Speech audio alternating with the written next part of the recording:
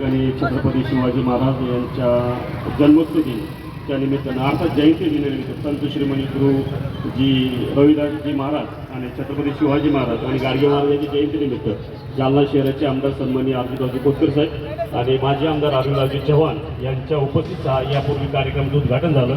या कार्यक्रमात प्रमुख पाहुणे रिपाईचे महाराष्ट्राचे भूमिपुत्र आणि राज्याचे सचिव सन्माननीय ॲडव्होकेट ब्रह्मानंदजी चव्हाण साहेब, याशिवाय वंचितचे महाराष्ट्राचे विभागीय अध्यक्ष सन्मानित डोकेजी साहेब, आमचे मित्र राहुलजी मुळे, सन्माननीय राष्ट्रवादी काँग्रेस पार्टीच्या अजित पवार गटाच्या शहर अध्यक्ष रिंकूजी ताई आणि उपस्थित असलेले सर्व पदाधिकारी कार्यकर्ते, आमचे या कार्यक्रमाचे मुख्य संयोजक संतोषजी लांबगाणे, अमोलजी लोखंडे, संत रोहिदास महाराज यांची सार्वजनिक उत्सव समिती सर्व पदाधिकारी, याशिवाय उपस्थित असलेले पत्रकार बांधव आणि या कार्यक्रमात उपस्थित असलेले जिल्ह्याभरातून आलेले नागरिक, सर्वांना जय शिवराय। आणि हा उत्सव खूप चांगल्या प्रकारे आयोजन केलं त्याबद्दल संयोजकाचं मनपूर्वक अभिनंदन करतो। मी स्वतः स्वामी नरेंद्र महाराज जगद्गुरू संस्थे जिल्हा संपूर्ण काम केलेलं आहे। अर्थात संत रोहिदास महाराज यांची शिकवण आहे, मन चंगा तर पटोटमी गंगा। अर्थात काम केलं तर यश मिळतच असतं, पण यशासाठी संघर्ष करावा लागणार आहे आणि हीच शिकवण संत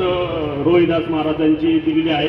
अर्थात त्यांनी सांगितलं आहे की या पृथ्वी तलावर श्रीमंत असो, राजा असो, रंका असो, प्रत्येक माणूस हा श्रीमंत असेल आणि प्रत्येक माणूस जरी गरीब असेल, पण गरीब आणि श्रीमंताकडे दरी बघू नका। प्रत्येकाला रोटी भेटली पाहिजे, प्रत्येकाला भाकर भेटली पाहिजे, प्रत्येकाला घर भेटलं पाहिजे आणि प्रत्येकाला पोट भरलं पाहिजे, तरच ही सन्मानाचे जीवन आहे। आणि त्या प्रकारे जीवन जर जगलो तर राज्यकर्ते म्हणून तुम्हाला आम्हाला जर सन्मान करता येईल। विरोधी पक्ष असो का सत्ताधारी असो, प्रशासन असो किंवा वकील असो, डॉक्टर असो किंवा प्राध्यापक असो किंवा पत्रकार असो, सर्वांना सन्मानपूर्वक जगलं पाहिजे, त्या पद्धतीने काम करायला पाहिजे, लोकांना मदत केली पाहिजे।